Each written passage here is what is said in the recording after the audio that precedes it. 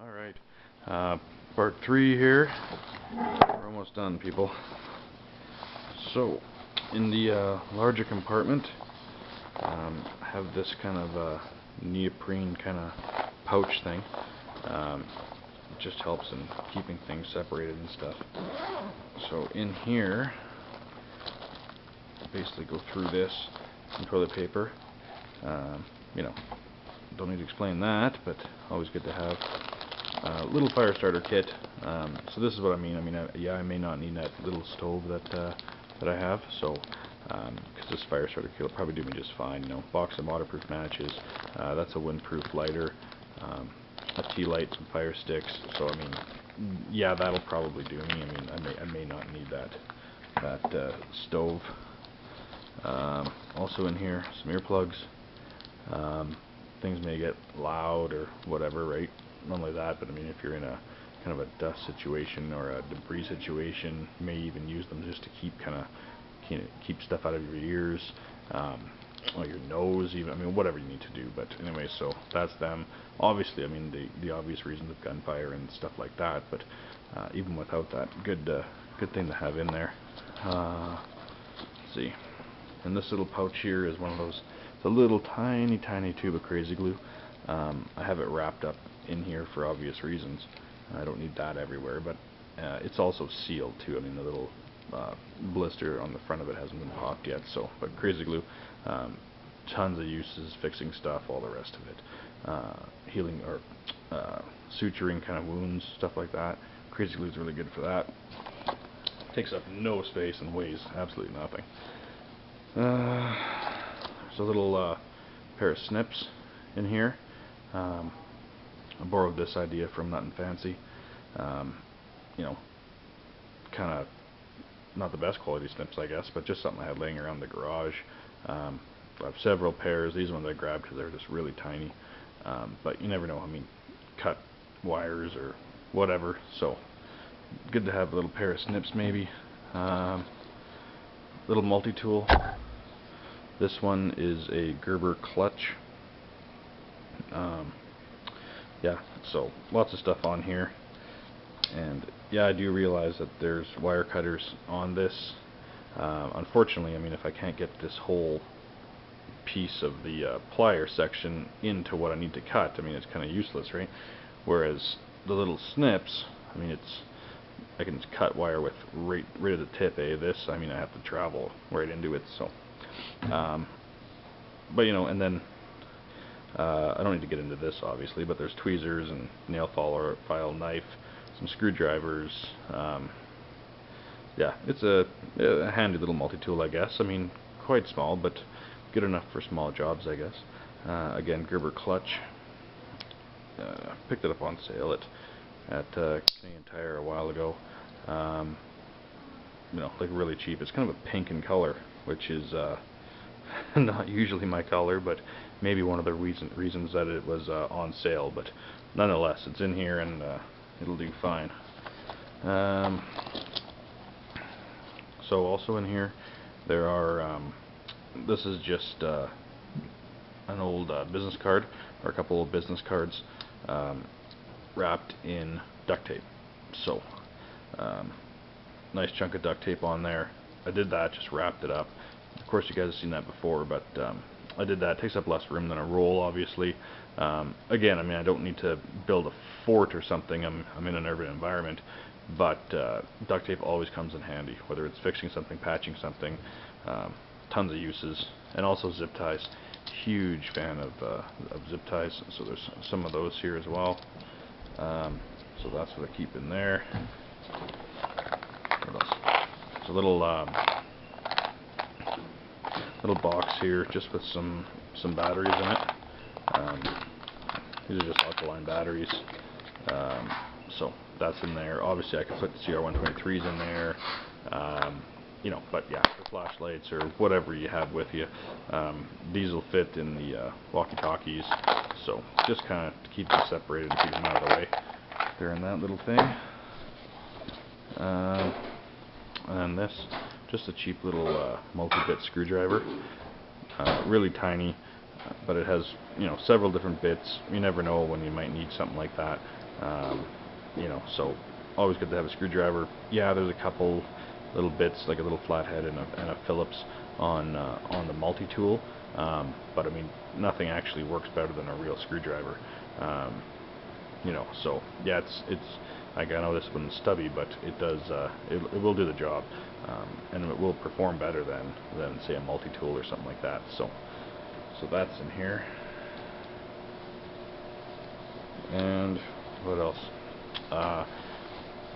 Let's see, that. Yeah. So in here, just be like a razor knife or a box cutter, whatever you want to call it. This one's well used. It's in one of my toolboxes for a long time, so I just put a new blade in it and put it in this. But yeah, you know, definitely sharper than the knife that's in here, so that's good.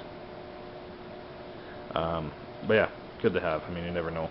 Might need to cut something kind of more substantial than maybe what my knife would go through or something like that. So more precise for sure.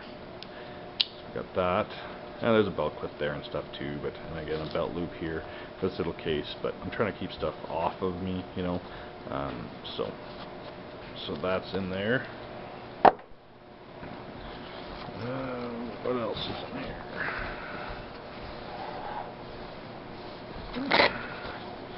So in this I guess this is actually where you're supposed to put the laptop, is like right back in here. But anyways, in here there is some rope. So this is like 50 feet of rope. This just happens to be glow-in-the-dark rope, so pretty neat. Anyways, just like a nylon rope. 50 feet, tons of uses. You know, I mean, nothing fancy. Had like a rappelling bag and stuff like that. Yeah, that might be good too. Obviously, you'd want something like that if you were gonna jump out of a window and maybe have to rappel down a building or something. So I could switch this up with maybe a higher quality rope. This working load limit on this is only 110 pounds. So I mean, it's not going to support me, that's for sure. But anyways, and then just kind of like a little, this is actually a chain link or something, but yeah, I had these laying around. So anyways, so that's on there. I mean, I could use this to secure something to my pack or something. I mean, just like a carabiner, I guess I could switch it up for a carabiner and some climbing rope. But you know, tons of uses for rope, so that will do the job for what I need to do right now. Like all my packs, glow sticks. You know, you always need glow sticks as far as I'm concerned. I love them. Source of light, I can chuck them, crack them, and you know, chuck them into a hole, check depth, stuff like that. These are just cheap dollar store ones, but they work fine. I mean, yeah, they might not last for 15 hours, but then again, I don't really care. I mean, I'm looking for instantaneous kind of light. So that's what those are. Good for signaling too, I guess. And here is, well, I'll open it up, but this is a mask, a dust mask or something would work too. I have several of these for myself and every member of my family. This one happens to be a North. There's the part number there. This is size large. Obviously, I have varying sizes for my wife and kids. This has filters on it. These maybe not as heavy duty as I would like, but nonetheless, filter is better than no filter. But I do have a brand new pack of kind of the heavier duty North ones, and these are NIOSH filters. So you know, dusty situations, stuff like that, this is definitely a must-have. If you don't have one of these, you can't find one of these, you don't want to buy one of these, they're not all that expensive, but for whatever reason, if you don't have one or can't find them, a dust mask, just a simple painter's dust mask, will work. Yeah, it won't work as well, but it will work better than nothing. So, you know, as far as smoke and stuff like that, yeah, this might help better with that. You know, not that it's a breathing apparatus, don't get me wrong, I mean, there's no supplied air here, but it is a filter. And a lot of the time, in those kind of rubble zones, or with a ton of dust, cement dust, all sorts of gross stuff in the air. I mean, if anybody remembers the videos of 9/11 and stuff like that, those people were literally just breathing in clouds and clouds of who knows what. I mean, whatever debris and chemicals and materials and stuff are in buildings and all the I mean, there's tons of nasty stuff. So this, for an urban environment, I think is probably the way to go. So I have that. I put it in a freezer bag. It comes in a bag that's kind of flimsy. This is just freezer bag, but it's a little heavier duty than just a regular Ziploc, so that's what I keep it in. You'll notice that a lot of my contents from the bag are in Ziploc bags and stuff like that. I love Ziploc bags, just for organization and stuff like that. You'll notice also there's no clothing in this bag other than this poncho. This is just a cheap vinyl poncho.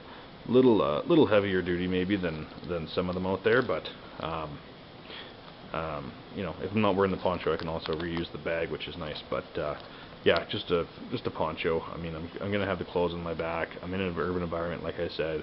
If I really need a jacket, I'm sure that there's gonna be a jacket around that I can grab. So, but staying dry, maybe an absolute must.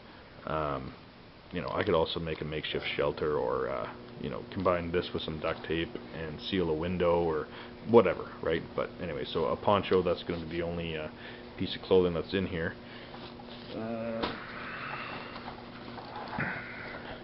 Now we're coming to the end, and it's going to be the weapons. So I'm going to explain a couple things. First off, so I'll get to this one after, but in here is a 45 1911. I've done videos on these guns, so we'll safety check it. Magazine, and it's empty, as you can see. Okay, so anyways, so this is it a 100% must-have in an urban situation? No, probably not, realistically. Again, we're flying under the radar, right? There's a reason why I don't have a AR-15 strapped to my back and a shotgun on my chest and a drop leg holster for this, and a ton of other gear that obviously people would love to carry with you. Maybe in a bug-out situation, yeah, sure, maybe, right? In this situation, probably not. I'm not going into battle. I'm not going to try to go into battle. I don't want to get into a gunfight with people. I want to fly under the radar. I want to get where I'm going, and I want to get there safely and as quickly as possible. So is something going to happen where maybe I may have to defend myself? Yes, of course. I mean, I'm never going to be, that naive, to think that, yeah, it may not happen, right? Of course, there are predators out there among us. Just like in the wild, there are predators in our society, and a catastrophic event happens, maybe most of the city pulls together. Maybe a few of the criminal elements that were there before, maybe they thrive in that sort of situation. But I think being prepared is definitely better than not being prepared. So obviously the idea is to never use it, but the bottom line, yeah, I would be glad I had it, as would many of us, right? So a handgun in your urban survival kit, definitely. If I lived south of the border, if I was in the United States of America, and I could carry a gun on my person, would I? Yeah. Would I have a dedicated handgun for an urban survival kit? Absolutely. In Canada, obviously, we can't do that. So again, educational purposes, I'm not telling you to run around with your urban survival kit with a gun in it, but, if the shit really does hit the fan, are you going to want one? Probably. Are you going to need something like this? Are you going to use a 45? Maybe not. I'm sure anything will do. you know, like I said, it's not going to be a gunfight. You're not going to, you know, take on an army here. You're trying to get to where you want to go quickly and quietly, with as little interruption as possible. Me, if I'm in an urban environment, most likely I'm going to be getting home to my family, to take care of them. I mean, they rely on me, right? So, like, realistically, nothing's going to stop me from getting home to them. So this is kind of a must-have. So there was that. Obviously, I showed you earlier there was some extra ammo for it. I mean, if you're going to bring it, there's no point of not bringing ammunition with it, right? I mean, you know, you don't carry around a flashlight with without batteries. So I mean, why would you carry around a gun without bullets? So there's that. There's overkill here. Threw them in here just for example purposes, but I mean, do you need an extra 100 rounds of 45? Probably not. I mean, it's up to you. There's going to be guys out there that say, yeah, of course, yeah, why not? You know, blah blah blah. There's going to be guys out there that, oh no, you're crazy. You don't need a gun at all, or whatever. I mean, maybe the 3 mags is good enough. Probably is. But anyways, bullets. Another option. Another neoprene case here. Really handy, these cases. I mean, they're good for everything. But as an example too, this is actually a future video of mine coming up that I'm going to do because it's a recent acquirement. Many of the American guys will recognize this. Maybe not with this barrel extension on it, but anyways, it's the Jennings J22. First off, we'll safety check it, but it is empty. Right? So, so maybe something like this is better off. Absolutely, I would agree with that wholeheartedly. Other than the fact that, of course, in Canada this gun is prohibited because of the barrel length, so it has to have a barrel extension put on it, which makes it look goofy. But really, I think it's kind of neat. I'd never have a chance to own one if it didn't have that barrel extension. So I'm kind of glad that it has that goofy barrel extension on it. But anyways, this may be your better choice. Super light, super small, super compact. You know, rather than lugging around that big 45. You know, right? Like, there's a huge difference in size. You know what I mean? And weight. Not only just the gun weight, but the ammunition weight. You know, so this might be a better option. You know, again, in the USA, yeah, I could tuck that into an ankle holster. I could throw it in my pocket, you know, wherever, right? No one would even notice that it was on me. In Canada, we don't have that luxury. I mean, I have this barrel sticking out of it. So, but really, a 22 caliber handgun for urban survival kit, maybe a better idea. I mean, you're not going out there to fight a war, right? You're going out there to kind of make it where you're going and survive getting there. So, would a 22 do it? Absolutely. I mean, if you had to, could you take small game or something? Yeah, I guess you could. You know, if you can't find food in an urban environment, maybe there's something wrong with you. But I mean, the option's always there, right? Not only that, but you know, as opposed to the 45, like, you know, 50 rounds of 22 is nothing, you know. It weighs nothing, super small, super cheap, and then all this else is in here is just mags. So, you know, yeah, maybe this is the better option. I don't know. It's whatever you feel is right.